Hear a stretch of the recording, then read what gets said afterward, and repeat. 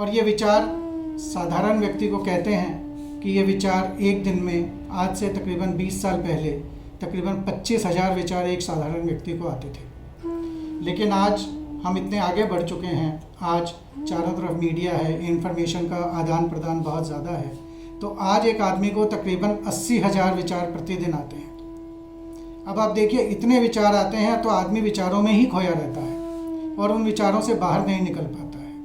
आप 2 मिनट कहीं बैठते हैं तो कभी कोई विचार आता है, कभी कोई विचार आता है।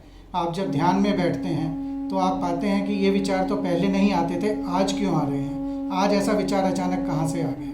तो ये होता है क्योंकि हमारे भीतर बहुत से विचार भरे हुए हैं, बहुत सी चीज़ें ऐसी हैं जो रुकी हुई हैं, जो हमारे सबकॉन्शियस माइंड में चली गई हैं। वो जब हम शांत बैठते हैं, खाली बैठते हैं, तो वो बाहर आने लगती हैं।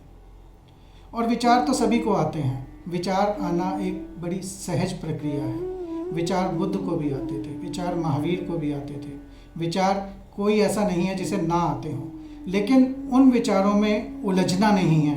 उन विचारों को होशपूर्वक कैसे जी लेना है, सारी प्रक्रिया इसी बात की है। ध्यान पूरा इसी बात पर देना है कि हम किस प्रकार से विचारों में ना उलझ कर हम किस प्रकार से विचारों से बाहर रहकर अपना जीवन जी सकते हैं, और वही विचार हम अपने भीतर लें, वही विचारों को हम देखें जो कि हमारे काम के विचार हों।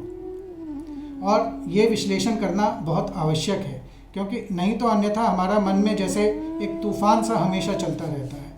हमारे मन में शांति नहीं होती है, बेचैनी बनी रहती है, और ये बेचैनी, ये स्ट्रेस जो है फिर अवसाद का कारण बनता है, डिप्रेशन का कारण बनता है। तो विचारों से अपने आप को हल्का कर लेना, विचारों से अपने आप को खाली कर लेना, ये बहुत आवश्यक है।